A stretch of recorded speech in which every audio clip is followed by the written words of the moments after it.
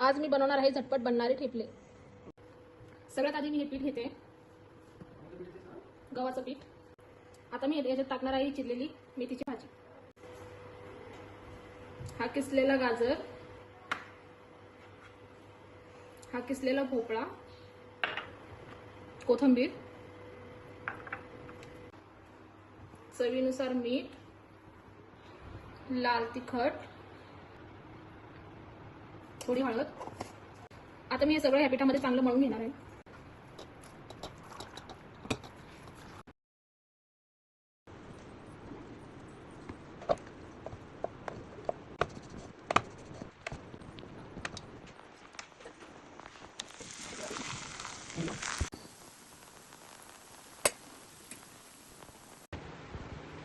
हे झाले गरमागरम ठेपले तयार।